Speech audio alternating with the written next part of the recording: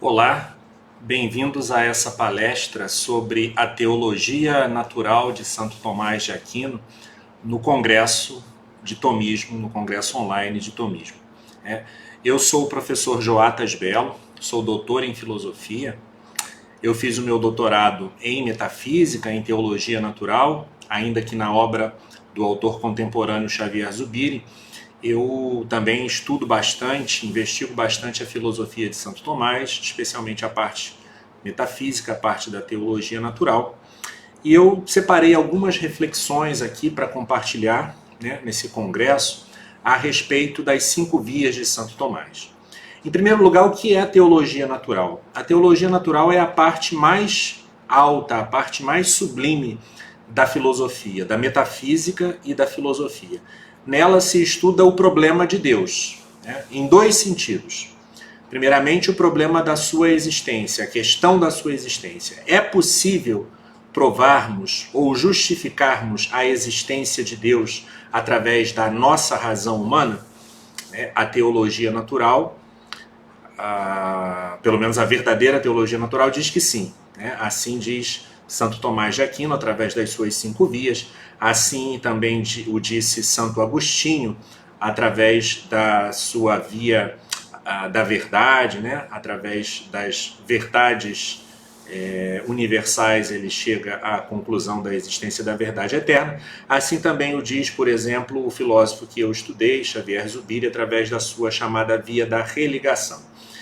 Depois do problema da existência de Deus, existe o problema dos atributos divinos, ou dos nomes divinos, que é o estudo daquelas características de Deus que é encontrado, primeiramente, na teologia natural, como existente e como fundamento deste mundo sensível onde nós existimos e do qual nós partimos para constatar de maneira metafísica a existência divina. A partir dessa constatação, nós podemos, então, por causa da analogia do ente, da analogia do ser, entendermos algumas características de Deus na medida em que este mundo depende dele e na medida em que Deus é o fundamento deste mundo, e este mundo não poderia ser um mundo que não tem nada a ver com Deus. Então, as características ontológicas ou do ser das coisas criadas, as características morais do ser humano, elas se fundam em Deus, têm algo a ver com Deus. Em Deus elas são realidades sublimes que nós não podemos chegar a compreender. Nós não podemos, com a teologia natural, apreender ou compreender a essência mesma de Deus. Isso nós só podemos através da visão beatífica, ou em alguma medida, na medida em que Cristo nos comunicou de maneira lógico-proposicional, e a Igreja o repete, comunicou a realidade da Santíssima Trindade, nós podemos vislumbrar um conhecimento da vida íntima ou da essência divina, que é amor. Ele é ser e é amor. Nós podemos vislumbrar um pouco do significado disso a partir da nossa fé.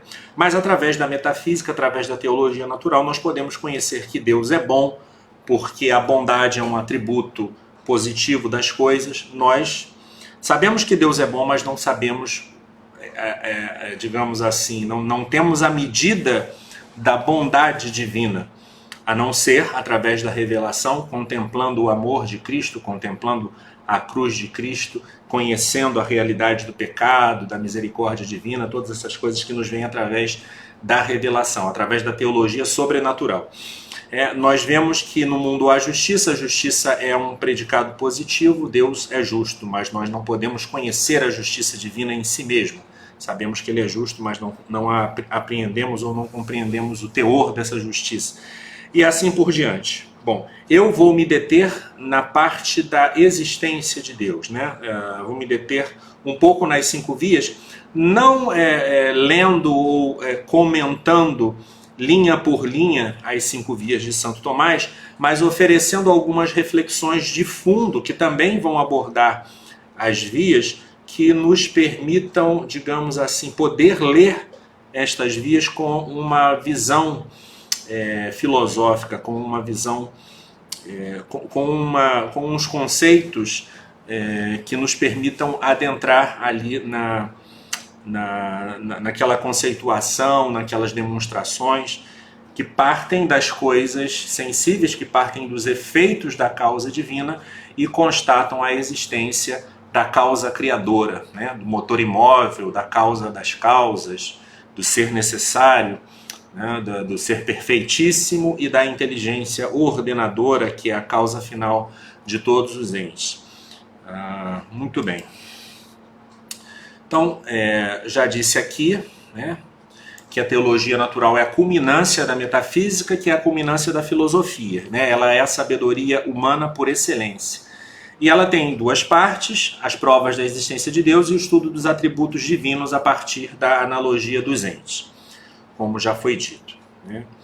A teologia natural, por ser o cume, né, o cume da filosofia, ela envolve os conhecimentos anteriores da filosofia, né?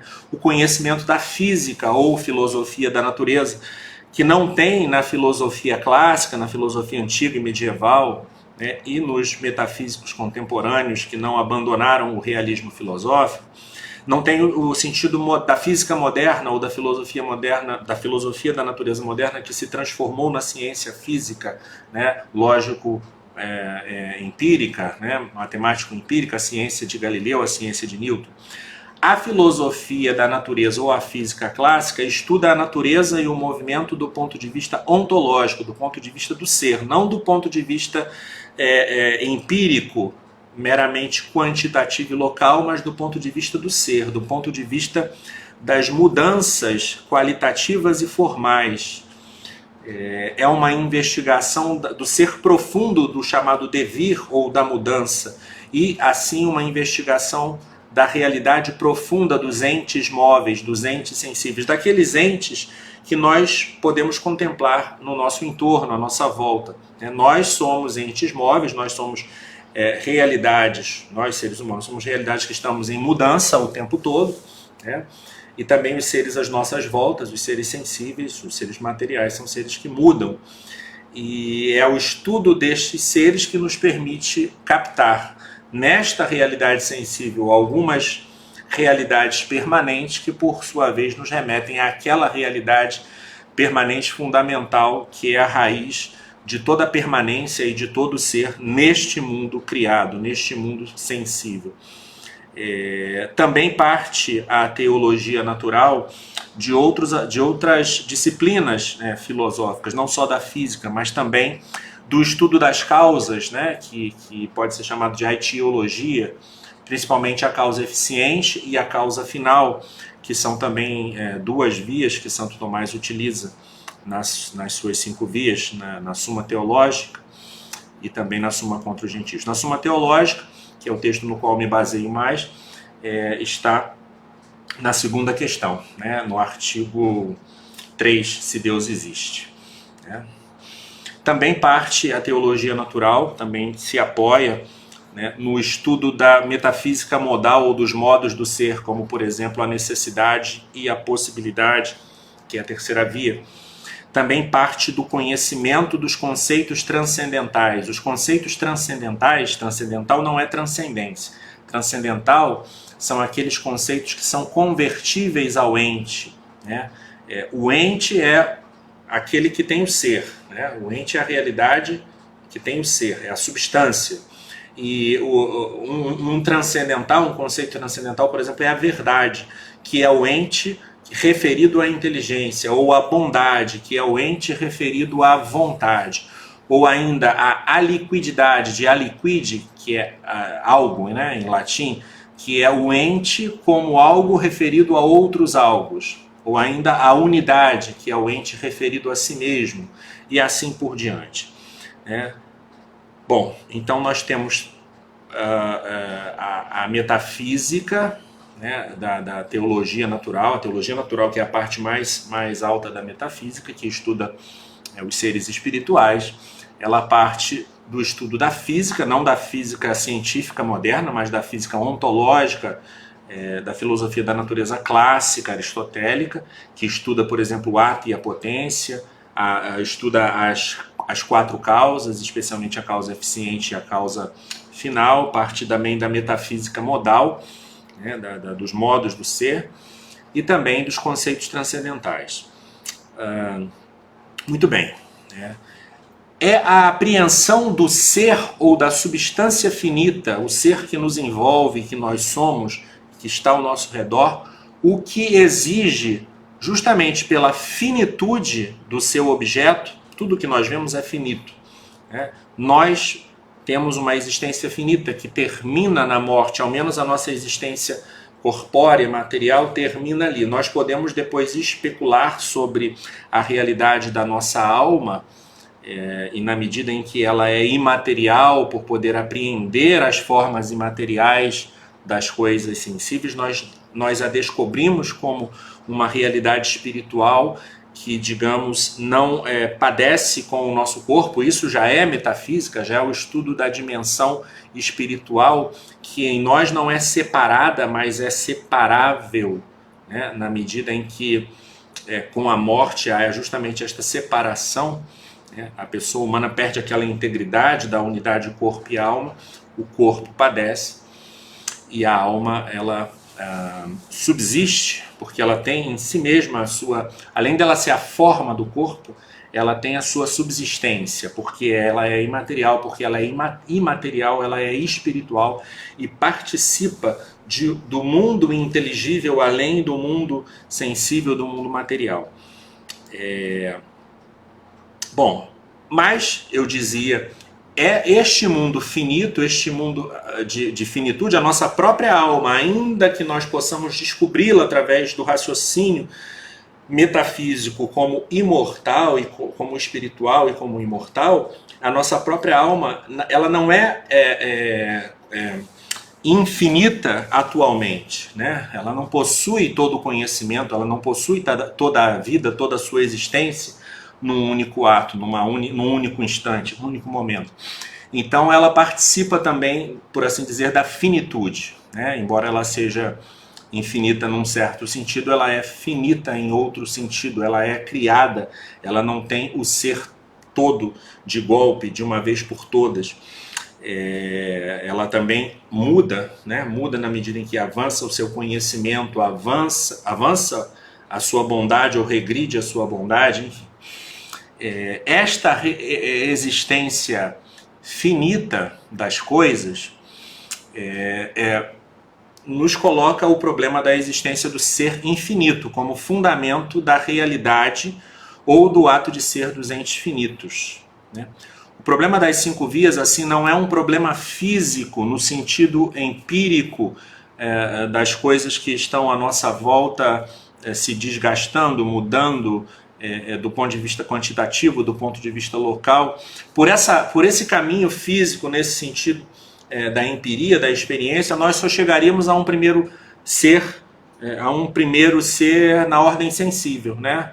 E dessa forma, a crítica de Duns Scoto às vias tomistas estaria correta, mas ela é uma crítica errônea, justamente porque Santo Tomás não parte parte dos entes sensíveis, mas não parte das características empíricas, senão das características ontológicas, né? Daquelas características que tocam o problema do próprio ser, e não apenas o problema do ser tal ou qual, do ser isto ou aquilo, mas o problema da existência, o problema da realidade, né? No sentido mais profundo, no sentido... as ciências explicam por que existe isso ou por que existe aquilo, né? As ciências dão conta das causas segundas, mas nenhuma ciência explica por que existe a realidade simplesmente, né? Mas somente porque existem tais ou quais realidades, mas não porque começou a existir o mundo. Esse é um problema que transcende o poder da ciência, que transcende o poder da razão empírico-matemática e depende de uma apreensão ontológica, de uma apreensão do ser, para que possamos então destrinchar esse enigma da realidade, né? Por que existem as coisas, né?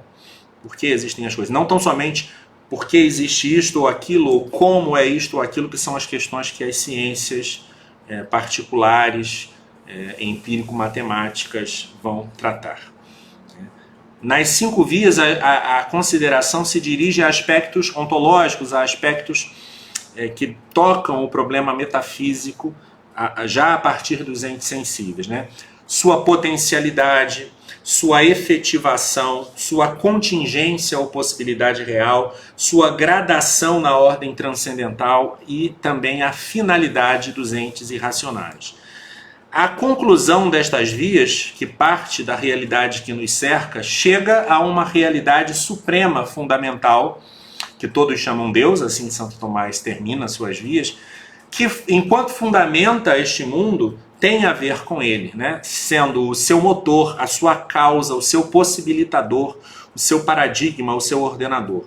Mas enquanto é um ser supremo, transcende toda a nossa experiência e o nosso conhecimento. Quer dizer, nós sabemos que ele existe, sabemos que ele está relacionado a este mundo na medida em que este mundo depende dele, mas também podemos saber que não sabemos nada além desta relação de dependência nossa para com ele. Não podemos saber da existência, do ser divino em si mesmo, né? Então nós sabemos, após a conclusão das vias, que existe um ato puro, um incausado, um necessário, um perfeito, uma providência, mas não podemos ter a menor ideia do que estas realidades sejam em si mesmas, né? Este ter a ver e este transcender ao mesmo tempo, eles se inscrevem na chamada analogia do ente, né? Que é a única maneira de estabelecer corretamente a distinção entre as coisas criadas e Deus, que é o fundamento e conservador imanente destas coisas, né? Deus, para conservar as coisas, está nelas como sua causa, né? E ao mesmo tempo ele é o criador e o fim transcendente das coisas, que está para além delas, em seu próprio ser, em sua própria essência, que nossa razão criada não pode atingir, a não ser desta forma oblíqua, através da analogia do ente, vendo as características das coisas criadas, ou seja, vendo aquilo que São Boaventura chama dos vestígios divinos na criação, ou então vendo aquilo que a Sagrada Escritura chama da imagem divina no homem, e assim então ter alguma ideia indireta do ser de Deus, né? Que não é uma apreensão da sua essência, mas que é, digamos, a investigação dos atributos divinos enquanto eles se referem à criação, né? Dos nomes divinos, como começaram a ser chamados tais atributos a partir do estudo do neoplatônico cristão, o pseudo-Dionísio Areopagita, né? Uma das grandes dificuldades para compreender as 5 vias da existência de Deus é a dificuldade geral para compreender a relação do mundo sensível e o mundo metafísico, né? Em Aristóteles, a física não é aquilo que é a física moderna. Esta física moderna é uma investigação lógico-empírico da natureza enquanto variação do movimento local, fundamentalmente. Aquela física aristotélica é uma investigação ontológica do ser, da natureza enquanto princípio do movimento, como princípio da passagem da potência ao ato. A física aristotélica se situava no âmbito do ser, da substância. Era um estudo ontológico da realidade sensível, uma investigação mais profunda que aquela da filosofia da natureza newtoniana. Disse que a física moderna superou a física aristotélica.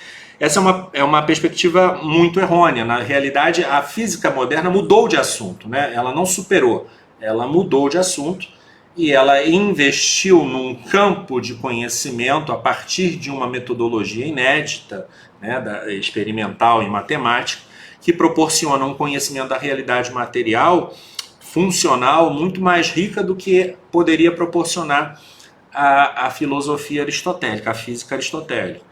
Mas o problema mesmo da ontologia ou do ser do ente móvel ficou deixado de lado, porque agora o que se investiga é a superfície do ser nas suas relações funcionais, ou mesmo na física quântica, nas relações estruturais, mas não do ponto de vista da essência, não do ponto de vista daquilo que permanece, daquilo que é o ser mesmo das coisas. Então, a física aristotélica não foi superada, ela simplesmente foi esquecida, foi abandonada, né? Ao menos, digamos assim, por aqueles que passaram a investigar a física newtoniana. A física aristotélica ficou reclusa no âmbito da filosofia dos estudiosos do aristotelismo, do tomismo, enfim. Mas não é que ela não tenha, que ela tenha perdido sua vigência filosófica, intelectual. Ela apenas perdeu a vigência acadêmica, a vigência cultural, né? Mas a sua validade, a sua verdade, ela permanece intacta, né? Consequências empíricas daquela filosofia aristotélica podem ser, digamos assim, refutadas pela física contemporânea, mas as consequências metafísicas não, né? Justamente porque a ontologia aristotélica permite a elevação da nossa inteligência deste mundo sensível ao mundo suprassensível, ao passo que ela não é muito útil para a investigação material, quantitativa, a investigação que é mais própria da ciência moderna.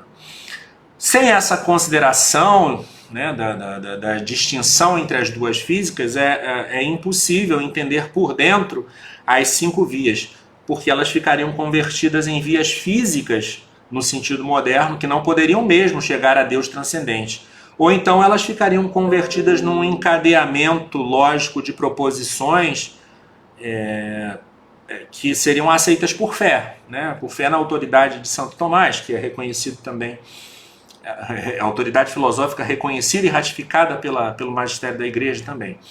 Mas, enfim, a filosofia é filosofia, quer dizer, o filósofo, o estudioso católico, ele pode... Também o estudioso, também o filosofante, ele deve começar, digamos assim, aceitando a autoridade de Santo Tomás, até porque a autoridade da Igreja ratifica essa autoridade. Mas o investigador, o filosofante, aquele que tem a vocação filosófica, deve chegar a poder ver os argumentos de Tomás com a própria razão, entendê-los, né, e poder, digamos assim, verificá-los por si mesmo. Então, fundamental é a conceituação da potência e do ato em Aristóteles. Do ente como capacidade de realizar determinado âmbito de possibilidades, essas possibilidades estão contidas na essência do ente, e como atualização destas possibilidades a partir da atuação de outros entes que já têm estas possibilidades atualizadas, né? Então, o exemplo de Santo Tomás é muito simples, mas é muito elucidativo, né? Ele diz lá que a água tem a potência para esquentar. Ela não tem o calor em si mesmo. O fogo tem o calor em si mesmo. Então, o fogo, que já tem o calor em ato, aquece a água, por exemplo, a água da chaleira, e a água fervendo se torna quente. Quer dizer, aquela potência atual, calorífica do fogo passa à água. Agora, essas mudanças empíricas, elas são apenas o exemplo sensível, o exemplo que pode ser experimentado da mudança ontológica, que é a passagem da potência ao ato, ou seja, a passagem de uma determinada capacidade inscrita na potência a uma outra capacidade. O meu celular está tocando agora, atrapalhando a nossa palestra. Eu vou interromper momentaneamente para poder desligá-lo. Muito bem, estamos aqui de volta. Perdão pela interrupção. Preferi interromper a começar a gravar tudo de novo, porque já tive muitos problemas com essa gravação e não quero correr o risco de não chegar a gravar a contento, a tempo, essa palestra para o Congresso, né? A passagem do tempo digamos assim, uma característica desse mundo sensível, e a prova justamente aristotélica da existência de Deus passava por uma noção errônea da eternidade do tempo, que requereria assim um ser sempre atual, que seria o motor imóvel divino, a sustentar em suas mãos, por assim dizer, este tempo que sempre haveria esse devir temporal, esse devir cronológico, mas amparado ou ancorado na eternidade, na perenidade do ser eterno.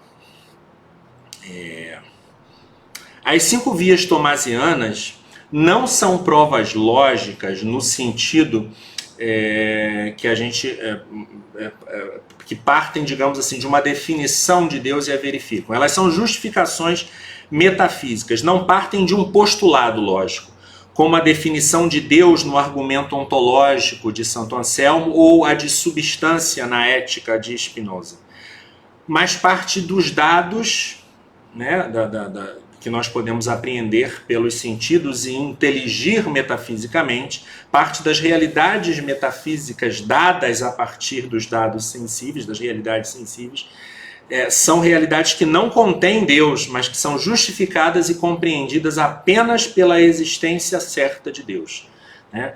E são essas realidades em Santo Tomás: a real composição ontológica de ato e potência nas coisas reais, a real causalidade ontológica que origina novas realidades, a real composição ontológica de ser e não ser nas coisas reais, a real participação na ordem transcendental das coisas reais, né? As coisas que são mais ou menos belas, mais ou menos nobres, mais ou menos justas, a real teleologia ou a causalidade final das coisas reais. Mas essas vias ou provas metafísicas da existência de Deus são plenamente válidas à luz da própria lógica moderna, né? Por exemplo, o ato puro ou o motor imóvel existe, essa é uma proposição inverificável diretamente, porque existe a realidade dos entes compostos de potência e ato, um porquê aqui explicativo, não um porquê causal, como se os entes compostos viessem antes, né? Vem antes na ordem do nosso conhecimento, mas não na ordem da realidade. Existe a realidade dos entes compostos de potência e ato, ou o movimento ontológico, que é a atualização das potências, ou ainda o fato de que estes seres e toda a série infinita de seres assim não se explicariam sem a atualidade plena que existe sobre a série, sustentando os moventes ou os entes compostos. A via é exatamente a dialética que sobe do devir à constatação da sua falta de explicação.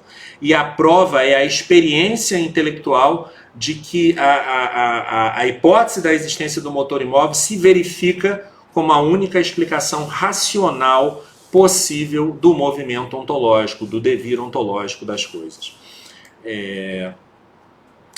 Recentemente, as críticas tradicionais à religião receberam, né, no século passado e no século presente, o reforço do chamado movimento neo-ateísta, né? Uma das principais vozes desse movimento é a do biólogo Richard Dawkins, que escreveu um livro muito ruim, chamado Deus, um Delírio, um livro péssimo, com uma compreensão muito assim estulta da metafísica, mas porque esse tipo de livro, esse tipo de pensamento muitas vezes afeta as pessoas. Eu vou falar aqui brevemente acerca da crítica de Dawkins às 5 vias de Tomás. Aliás, eu vou me circunscrever à primeira via. Então ele diz assim, comentando as 3 primeiras vias, ele começa implicando contra a ideia de que a regressão infinita, ou seja, eu tenho uma série de atualizações das potências, eu tenho uma série de causações de efeitos, eu tenho uma série de seres contingentes que exigem um ser necessário. Ele diz que ele implica com a ideia de que essa regressão infinita tenha que ter um término. Perdão. Vamos considerar a primeira via. Se um motor for, por sua vez, um móvel, explicará o movimento seguinte, mas ele vai precisar de um motor que o explique. Se todos os motores fossem assim, haveria uma série inumerável de movimentos que não têm em si mesmos a razão última de sua existência, mesmo que esta série fosse eterna.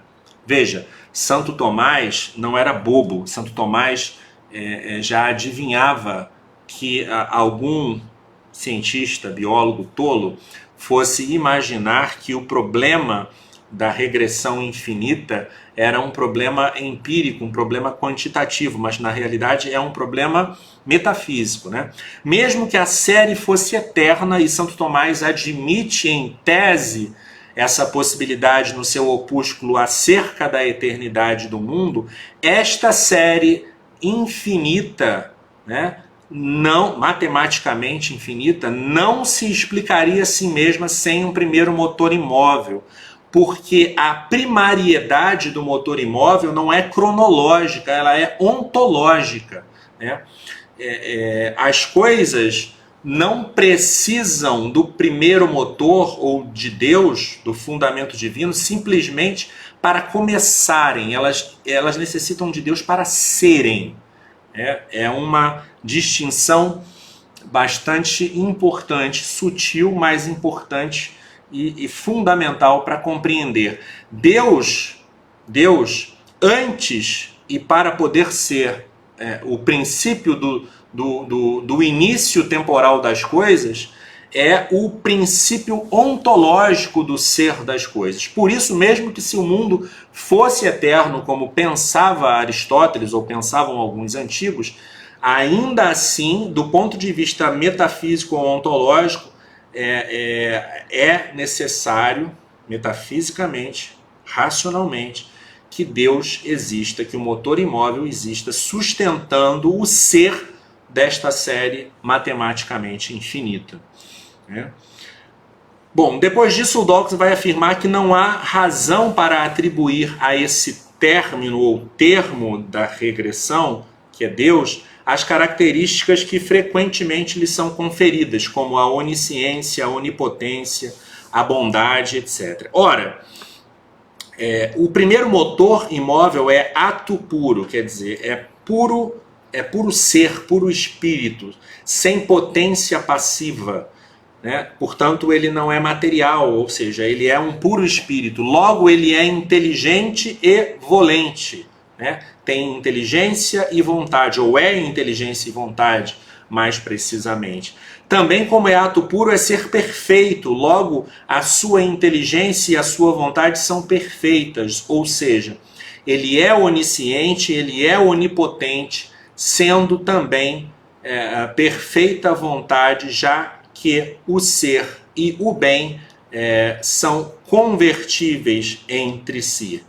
Esse problema de a inteligência e da vontade divina poderem, digamos assim, se contradizerem, não existe em Deus, porque isso é pensar Deus de maneira antropomórfica, né? Isso é pensar que Deus poderia conhecer uma realidade e não querê-la assim, ou que Deus poderia querer algo que não corresponde à verdade. Não. Em Deus, todos os atributos, eles são distintos para nós, mas nele mesmo eles coincidem em ser a mesma essência, a própria essência divina. Então Deus conhece tudo e quer tudo que conhece. Deus conhece tudo como verdadeiro, quer tudo como bom e quer todo o bem que conhece, quer toda a verdade que conhece, perdão, e não há nenhum tipo de contradição entre os atributos divinos, né? Outra questão das 5 vias é que atribuem a elas um sentido e valor que elas não têm, né? Nelas, Santo Tomás não quis conhecer a essência divina, como se a inteligência humana tivesse essa capacidade. Não tem. O homem não pode, pela sua simples razão criada, natural, conhecer a essência divina. Para isso, ele necessita da luz da glória divina, ou seja, precisa de uma capacidade que Deus lhe doa gratuitamente para que ele participe da visão beatífica, para que ele possa contemplar com a própria luz divina, né, o esplendor da divindade. Por isso que o Salmo diz: a tua luz veremos a luz. Tomás não quis atingir formalmente o Deus da revelação, como se nós pudéssemos prescindir da fé revelada para estabelecer uma relação religiosa com Deus. Não podemos. A metafísica não nos traz o conhecimento requerido para legítima relação religiosa com Deus. Não estabeleceu, as cinco vias não estabeleceu nenhuma via mística de acesso a Deus, como se fossem algum tipo de conhecimento gnóstico, algum tipo de apreensão, intuição da própria essência divina. Nada disso. São algo muito mais humilde, muito mais simples. Na realidade, são apenas uma espécie de formalização intelectual, metafísica, dos caminhos existenciais que as pessoas comuns percorrem para saber que Deus existe. Né? As pessoas comuns veem as coisas do mundo criado, veem essa beleza criada, essa ordem criada, veem também a desordem, o mal, o pecado, a doença e tal, mas por graça de Deus, né, e por uma abertura da própria inteligência e da própria vontade ao ser das coisas, optam por prestar atenção na ordem, e desta ordem criada intuem no sentido de uma, não de uma espécie de gnose irracional, mas no sentido mesmo de um conhecimento metafísico incoativo, que não tem a justificação demonstrativa das vias, mas percebem, assim, inteligem de uma maneira muito simples que existe um Criador. Né? As cinco vias são simplesmente, ou então percebem a bondade, por exemplo, dos santos, né? A bondade, a justiça das pessoas que fazem, que sofrem pelo bem, que sofrem pela verdade, e então percebem que Deus tem que existir. Né? Assim, não pode não existir diante do testemunho desta participação tão especial das pessoas na verdade, na bondade. Né? Então se faz uma inferência que não é formal, que não é metafisicamente formal, de que, bom, a apoiar este tipo de dedicação ao bem e à verdade, existe a verdade e o bem com maiúsculas, quer dizer, existe Deus. Né? Então, mas as cinco vias são, digamos assim, os raciocínios formais pelos quais o filósofo e o teólogo podem então provar de uma maneira rigorosa, com conceitos muito claros e muito adequados ao conhecimento das pessoas mais doutas, podem provar que Deus existe. Provam mesmo que Deus existe. Não provam no sentido da ciência empírica, né? Não é uma prova no sentido de que Deus pode ser algo manipulável num laboratório. Mas é uma prova intelectual. Os argumentos, o término dos argumentos é um término real, ainda que não possa ser apreendido em sua essência real, mas tão somente na sua existência referida a este nosso mundo. Bom, onde eu estava aqui falando das vias, elas também constituem o passo intelectual prévio à teologia natural dos atributos ou nomes divinos, enquanto se referem à relação com o mundo, isso é, não em sua própria essência, ou a mística especulativa, que seja a teologia afirmativa, seja a teologia apofática, seja a teologia superlativa. Também estas vias da mística especulativa, embora muitos deem a ela um valor, sobreestimem esta via da mística especulativa, elas estão também aquém da essência divina e estão aquém da revelação, embora possam servir de coadjuvantes para a teologia revelada e a vida espiritual. O conhecimento metafísico da existência de Deus através das cinco vias é um conhecimento certo. Não é, como já disse, um conhecimento da essência de Deus. Não atinge um conhecimento conceitual sobre o quid de Deus em si mesmo, mas apenas um conhecimento conceitual em função de sua relação com o mundo, né? Seu senhorio e sua distância. Muito menos é um conhecimento experimental de tipo científico, é impossível que seja, né? Porque aí Deus teria que ser algo, um objeto, digamos assim, menor do que a nossa inteligência, e tampouco é um conhecimento experimental de tipo místico nesta vida ou de tipo beatífico na outra vida, né? Este conhecimento metafísico, contudo, é perfeito na sua ordem, na ordem da razão natural. Não é deficiente, ele alcança bem compreendida, já que é a existência não de algum Deus, que poderia ser uma deidade impessoal ou um demiurgo terceirizado, mas o Deus único e transcendente, criador e conservador do mundo, né? Obviamente que, digamos assim, não talvez visto com toda esta clareza, mas depois a revelação vem revestir esse conteúdo das 5 vias de todos aqueles conteúdos mais claros sobre Deus. As 5 vias descobrem a existência de Deus através de negações que são afirmações supereminentes, né? Por exemplo, o imóvel além de toda realidade mutável, que é o ato puro. O incausado além de toda causalidade intramundana, que é a causa criadora. O incorrupto além de toda corruptibilidade, que é o necessário absoluto. O imenso além de toda graduação dos entes, que é a suma perfeição. O ilimitado além de todo escopo determinado, que é o legislador supremo. Nenhuma das vias da existência de Deus pensa Deus tal qual um objeto no sentido moderno desta palavra, quer dizer, de algo que jaz diante do nosso olhar, da nossa vista inquiridora.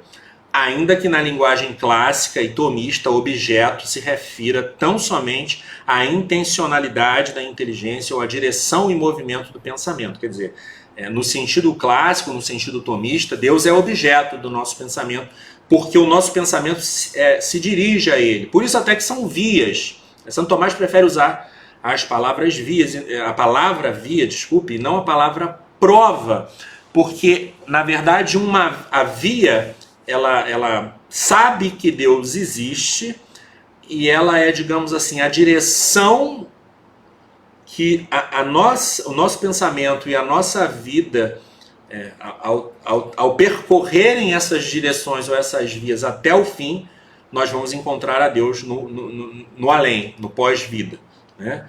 Mas a nossa mente, o nosso pensamento, a nossa inteligência já se dirige à verdade dessa existência, cuja constatação em pessoa só existe mesmo na visão beatífica. Porém, as vias, elas pensam em Deus, no sentido de estarem incursas mesmo na realidade divina, não num sentido gnóstico ou misticoide, mas num sentido mesmo da conservação do ser, no sentido metafísico, né? Deus é o ato puro do qual, em última instância, depende o ato do nosso pensamento, né? Deus é a causa criadora e conservadora que nos sustenta em nosso ser e pensamento.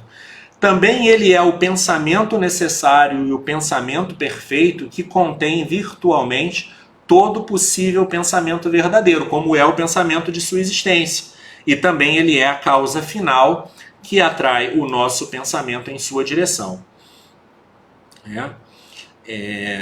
O conhecimento da essência divina nos vem pela fé cristã, pela revelação, de modo conceitual, apoiado, obviamente, pelo testemunho da caridade efetiva, né, do mestre, né, do pastor ou do apóstolo. Deus é amor, né, diz São João Evangelista na sua primeira epístola. Este é o quid, a essência de Deus, que mesmo nenhuma teologia apofática logra desvendar, e que nenhuma experiência religiosa à parte da fé teologal e da graça de nosso Senhor Jesus Cristo é capaz de alcançar no fundo da alma.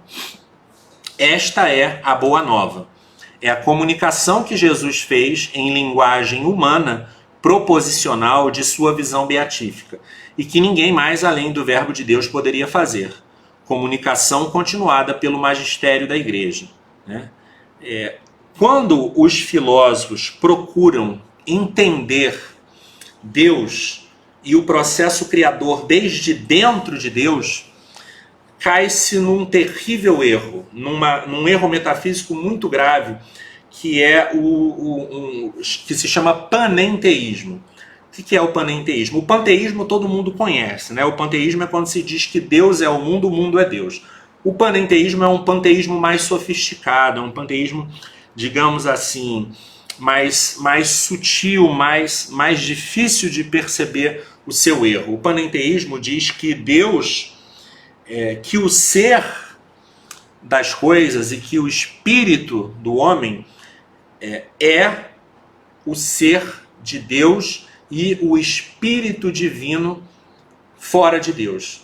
Isso é muito enganador, porque nós podemos dizer na linguagem teológica que as coisas criadas são, digamos assim, manifestações das verdades, das razões eternas fora de Deus. Mas o ser dessas coisas criadas e o próprio ser divino são seres realmente distintos. Quer dizer, nós não existimos de maneira real, virtual, como na mente de Deus ou no ser de Deus, como se a divindade nos possuísse a modo de potência passiva, né? Então nossa existência fora de Deus seria uma espécie de atualização daquilo que já estaria em Deus. Não, nós e todas as coisas criadas existimos como possibilidades lógicas, não como potências passivas. E Deus, ao nos criar, participa de uma maneira inteiramente livre, de uma maneira inteiramente amorosa, um ser que não necessitaria existir. O nosso ser participado, o nosso ato de ser criado, não é o mesmo YS, o mesmo ser divino que coincide com a sua essência, né? O nosso ser é um ser criado, é um ser participado, que depende de Deus, né? Uma coisa é que possa haver uma relação inseparável do nosso ser com o ser de Deus, e outra coisa é que esta relação esteja no mesmo nível que aquela que existe entre as relações que são as pessoas divinas, né? A distinção entre a processão trinitária e a processão da criação é justamente essa. Ao gerar o Filho e ao expirar o Espírito Santo, Deus, o Pai, doa a sua própria essência, o seu próprio ser perfeito ao Filho e ao Espírito Santo, ao Verbo e ao Paráclito. Mas ao doar o ser às essências criadas, ele não doa o seu próprio ser. Ele que é a fonte do ser, que doou-se, digamos assim, integralmente a segunda e a terceira pessoas da Santíssima Trindade, doa um ser limitado pelas essências limitadas, né? Essa é a grande distinção, e essa é a distinção que o panenteísta não conhece. Por quê? Porque ele quer ver a criação desde dentro, quer ver a processão desde dentro. Isso é impossível. Isso é impossível. A gente pode partir do ser contingente e descobrir, pela razão metafísica, a necessidade metafísica do ser necessário, né? Partir dos seres imperfeitos e constatar a necessidade do ser perfeito. Mas se nós partimos do ser divino, não é possível, digamos assim, imaginar a processão criadora. Então os panenteístas, desde o neoplatonismo, né, de Plotino, de Proclo, passando depois pelo idealismo alemão, ou também antes disso, muito antes disso, no brahmanismo, eles concebem o fundo do mundo, o fundo da alma humana, como uma própria centelha divina. Não um ser participado, mas o próprio ser divino, numa medida, digamos assim, distinta daquela medida originária do Uno, do Brahman, ou da ideia, ou de sei lá o quê, porque os termos podem ser diferentes, mas o conceito é basicamente o mesmo. Como se este ser doado não pudesse, digamos assim, não regressar a Deus. Daí que o panenteísmo ele não vai aceitar a possibilidade, por exemplo, da condenação eterna. Por quê? Porque se o ser doado, na verdade, é uma parte de Deus, né? Não é um ser participado no sentido de doado e chamado a participar da natureza divina, no sentido de convidado a uma participação gratuita, a uma doação não necessária mas é um ser que participa simplesmente por existir no plano da criação. Quer dizer, na verdade, no panenteísmo, a criação não é uma verdadeira criação, porque não há, digamos assim, uma posição ad extra de um ser que não é, no fundo, o ser divino, senão que o ser criado, ainda que exista uma multiplicidade de essências, o ser fundamental sempre vai ser o ser divino, o Atman, o intelecto, ou qualquer coisa correlata a essa terminologia aí. Bom, já para terminar, é só a obediência, né, de obeaudire, né, ouvir, o Evangelho, que nos conduz através da graça, que só Jesus pode comunicar pelo seu sacrifício redentor e os sacramentos, a um conhecimento experimental de Deus, né, por assim dizer. Primeiro em termos amplos, e não emocionalistas e imanentistas, aquele conhecimento que o fiel tem em sua vida de adoração, oração e devoção, ao interpretar sua vida à luz da presença amorosa de Deus na sua alma a partir do batismo, naquela percepção intelectual sobrenatural da presença de Deus na Eucaristia, nos ministros sagrados, no pobre, etc. Depois, a depender do crescimento na fé e na caridade e da predestinação ou vocação pessoal, ou seja, como algo possível, mas não necessário, na mística estrita dos santos católicos mais eminentes, necessariamente precedida pelo conhecimento intelectual, né, teológico, intelectual, iluminado pela fé teologal, do conceito transmitido por Cristo a partir de sua visão beatífica, depois os apóstolos e o magistério da igreja, da realidade ou essência divina, nos vários níveis, né, da catequese dos mais simples, das crianças, até a profunda inteligência teológica do douto, do sábio, né, e de uma vida de fé ortodoxa cheia de obras de caridade, sem as quais ninguém pode chegar a ter nenhuma experiência de Deus nesse sentido da mística autêntica, né? Não estou falando aqui de nenhum arrobo gnóstico, irracional, sentimentalista, nenhum sentimento religioso modernista ou coisa parecida, nenhum tipo de perspectiva blondeniana ou algo assim. Finalmente, com a perseverança até o fim, na fé e nas obras de amor, nós podemos contemplar na visão beatífica a essência divina, numa contemplação que jamais vai esgotar este amor, esta essência infinita divina, né? Então, recapitulando, nós temos na teologia natural a culminância da metafísica e, digamos assim, aquela dobradiça entre a metafísica e o conhecimento teológico sobrenatural. A teologia natural faz parte dos chamados preâmbulos da fé, né? Daqueles conhecimentos filosóficos, daqueles conhecimentos racionais da razão humana que preparam a nossa inteligência, preparam o nosso coração para a recepção da fé, para a recepção do Evangelho, na medida em que conhecer a existência de Deus, né, que é um dos preâmbulos da fé, ou então conhecer a imortalidade da alma, ou então conhecer a nossa vocação à felicidade, à bem-aventurança, ou então conhecer a lei natural, tudo isso são preâmbulos da fé, né? Tudo isso nos permite chegar próximos da situação mais adequada para, digamos assim, com uma inteligência mais límpida das coisas, mais límpida do mundo, mais límpida da realidade, já aberta à existência de Deus, já aberta à espiritualidade e subsistência da alma, já aberta ao fato de que há uma lei moral objetiva, de que há um telos, uma finalidade, uma felicidade objetiva para nós. Então, a filosofia, nesse sentido, cumpre esse papel preparatório, uma preparação evangélica para que nós possamos receber, então, o convite evangélico ao conhecimento da essência divina, né? Em primeiro lugar, através dessa participação no conhecimento de Cristo, através do magistério da igreja, e depois, com a perseverança na fé, na caridade, no conhecimento beatífico da vida eterna, né? Então, o papel da teologia natural é muito importante, né? Muito importante diante das críticas ateístas, das críticas agnósticas, muito importante diante da crítica materialista, da ciência positivista, do cientificismo, etc.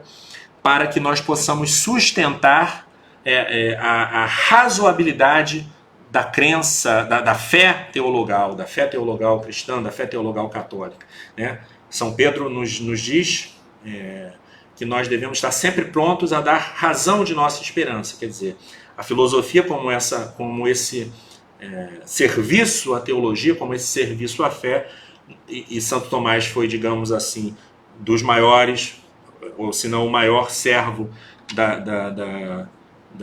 da fé nesse sentido, né, de ter nos oferecido a mais perfeita ciência teológica, o mais perfeito sistema teológico que até hoje foi feito dentro da igreja, e também o mais perfeito, digamos assim, os conceitos filosóficos mais perfeitos, mais acabados, mais importantes, como o conceito de ato de ser, que é o conceito que, por exemplo, nos permite desvendar essa problemática do panenteísmo, né? Vencer essas heresias muito sutis.